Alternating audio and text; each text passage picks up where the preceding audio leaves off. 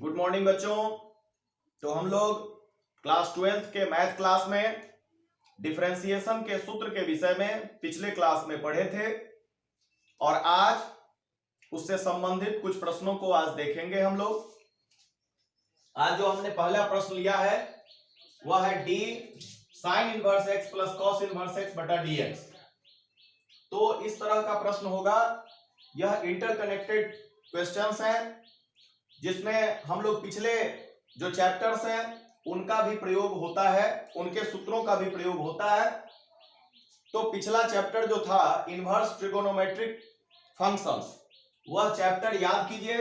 उसमें sine inverse x plus cos inverse x का जो फॉर्मूला था वह था π/2। तो यहां पर जब इसका डिफरेंशिएशन आपको निकालने के लिए कहेगा तो सबसे पहले इसका जो फॉर्मूला है वह हम उसके जगह पर रख देंगे।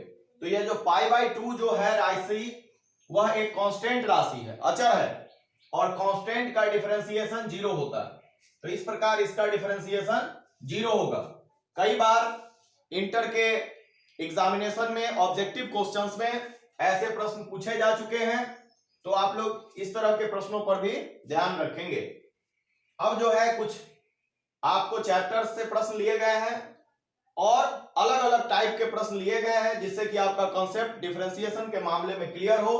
जैसे एक प्रश्न लिया गया है y बराबर साइन लॉग x तब dy बाई डी एक्स निकालना है। बच्चों एक चीज आपको आज हम समझाना चाहेंगे कि dy बाई डी एक्स का मतलब होता है y का अवकलन x के सापेक्ष। यह जो नीचे x रहता है उसके सापेक्ष y का डिफरेंशिएशन निकाल रहे हैं, मतलब differentiation of y with respect to x। तो जब हम कोई फॉर्मूला लिखते हैं d साइन x बटा dx, इसका मतलब होता है कि साइन x का अवकलन x के सापेक्ष। यह जो आपका cos x है वह साइन x का डिफरेंशिएशन है, x के सापेक्ष आपका डिफरेंशिएशन है। तो जब यदि कोई प्रश्न हम ले रहे हैं यहां पर dy बाई डी एक्स निकालना है, मतलब यह जो साइन लॉग x है इसका अवकलन x के सापेक्ष आपको निकालने के लिए कहता है। तो सबसे पहले तो यह जो सूत्र है dy बाई डी एक्स, इसमें y का जो वैल्यू है वह हमने रखा। अब इसको जब आगे बढ़ेंगे तो जो हमारा फॉर्मूला है d साइन x बटे dx, यह फॉर्मूला लगाने के लिए यह जरूरी है कि जो x का फंक्शन है तो x के सापेक्ष हम इस फॉर्मूला का उपयोग कर रहे हैं।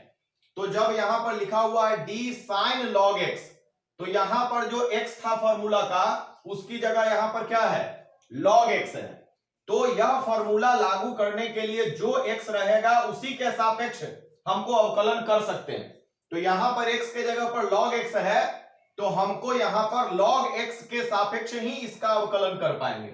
तो यहां पर जो आपका फंक्शन का x के जगह पर जो आपका वैल्यू है वह आपको बटा में हर में लिखना है, और इसका मतलब होगा कि d साइन log x का अवकलन log x के सापेक्ष आप कर रहे हैं, और जो आपका हर है वह फिर ऊपर जाएगा। और यहां पर d log x बटे dx, इसका डायरेक्ट फॉर्मूला आपको पता है कि log x का अवकलन x के सापेक्ष क्या होता है। तो ये चीजें आपको समझनी है कि जो आपका फंक्शन में x के जगह पर होगा उसी के सापेक्ष आप किसी चीज का अवकलन कर सकते हैं। तो यहां पर अब जब यह आप लिख लेंगे तो फिर आप d साइन x बटे dx का फॉर्मूला यूज करेंगे, जो फॉर्मूला है cos x। d sine x बटे dx बराबर cos x, और फिर x के जगह पर यहां पर log x था इसलिए यहां पर भी x के जगह पर log x लिखा जाएगा। उसी तरह d log x बटे dx का फॉर्मूला डायरेक्ट था 1 बटा x, और इसको सीधा करके हमने 1 बटा x को पहले लिखा है। तो इसका जो अवकलन है dy बाई डी एक्स, ये आपका आंसर होगा। अब एक और प्रश्न हम लोग देखें, x के सापेक्ष sec tan रूट x का अवकलन ज्ञात कीजिए, इसका अवकलन निकालिए। तो आप इसी प्रकार देखेंगे कि sec tan रूट x बटा क्या लिखेंगे, तो आप जानते हैं कि d sec x का फॉर्मूला होता है sec x का। तो sec के एंगल में, इसके कोण में जो भी राशि है वह टोटल राशि x का काम करेगा। तो यह पूरी राशि यहां पर नीचे में लिखा जाएगा, यानी tan रूट x के सापेक्ष ही sec x का डिफरेंशिएशन हम लोग निकाल सकते हैं। अब यह जो हर है वो ऊपर जाएगा और फॉर्मूला आपका है d tan x का, लेकिन x के जगह पर यहां क्या है, रूट x है, तो x के जगह पर जो राशि रहेगी वही नीचे भी आएगा।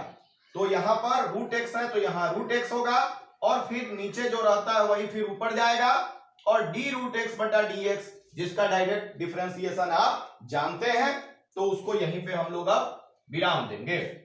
अब यह हम उपयोग करेंगे फॉर्मूला, वह फॉर्मूला है डी सेक एक्स बटे डी एक्स। ध्यान रखेंगे फॉर्मूला यूज करने के समय यह हम लोग समझेंगे कि यह एक्स है। अब सेक एक्स का जो अवकलन है उसका जो फॉर्मूला है वह फॉर्मूला है sec x into tan x. हम लोग जो फॉर्मूला कल पढ़े थे उसका फॉर्मूला है sec x into tan x. तो फॉर्मूला हम याद करेंगे कि sec x का और लिखेंगे sec x into tan x, लेकिन यहां जो x के जगह पर tan रूट x आया है वह जहां भी फॉर्मूला में x है वहां पर tan रूट x रख रहे हैं। तो हमारा फॉर्मूला है sec x into tan x और x के जगह पर हमने tan रूट x रखा है। तो यहां से यहां तक यह जो टोटल है यह sec x का यह जो डिफरेंशिएशन है इसका पार्ट का यहां तक आपका डिफरेंशिएशन हो गया। अब यहां पर फिर आया d tan x बटा dx, तो tan x का डिफरेंशिएशन होता है sec स्क्वायर x और x के जगह पर यहां पर रूट x है, तो ये हो गया आपका sec स्क्वायर x और x के जगह पर रूट x हमने रखा और d रूट x बटा dx हमने कल आपको बताया था इसका डिफरेंशिएशन होता है 1 बटा 2 रूट x।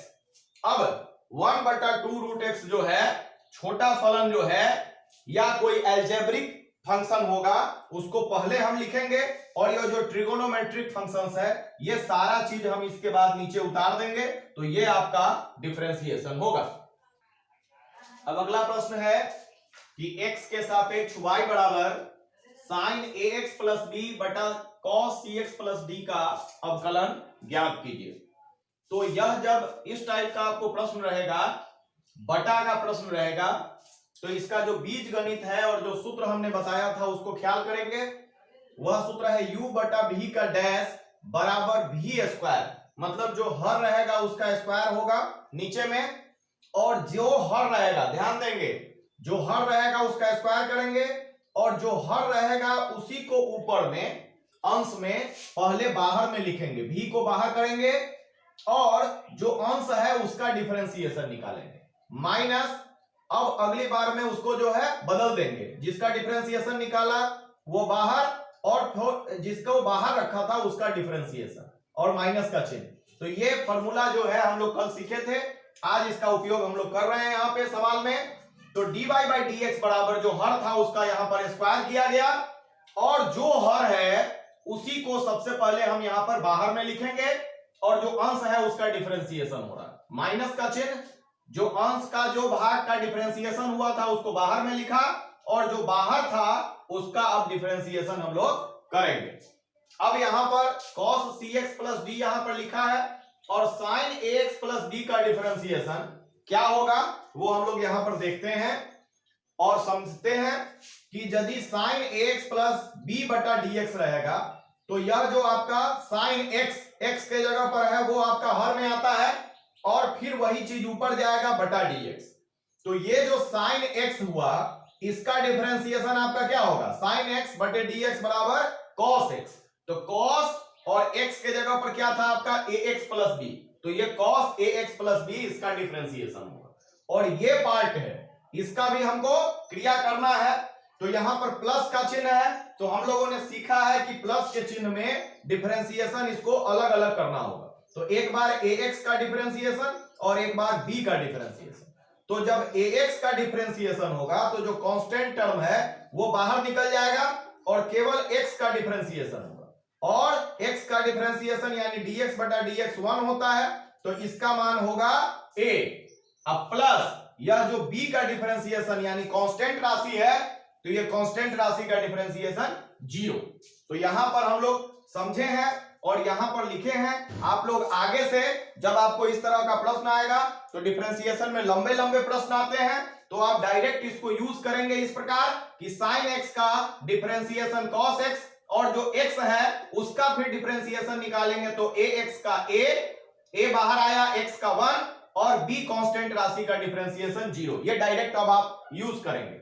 यहां पर फिर ये बाहर था, ये cos x का डिफरेंशिएशन हम फिर ये इसी प्रकार से यूज कर रहे हैं। cos x का डिफरेंशिएशन माइनस sin x और cx का जो है c बाहर आएगा, x का 1 और d का डिफरेंशिएशन 0 कांस्टेंट होने के कारण। तो इस प्रकार आपका ये पार्ट हुआ।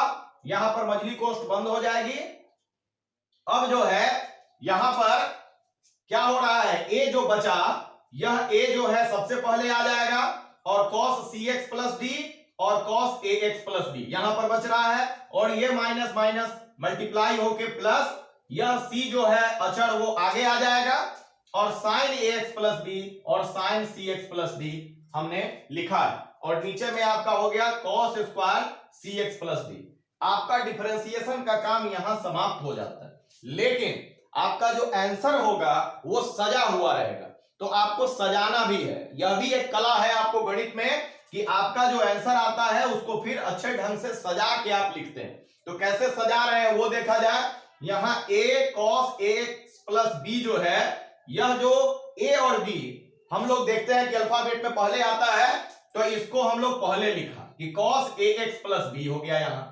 अब जो यहां cos cx प्लस d है और नीचे में भी cos cx प्लस d है, तो यह जो हर है हम जानते हैं कि कहीं लिखा रहेगा a प्लस b बटा c, तो ये बराबर क्या होगा a बटा c प्लस b बटा c। यह जो हर है वह दोनों अंश के पार्ट में अलग अलग डिवाइड हो जाएगा।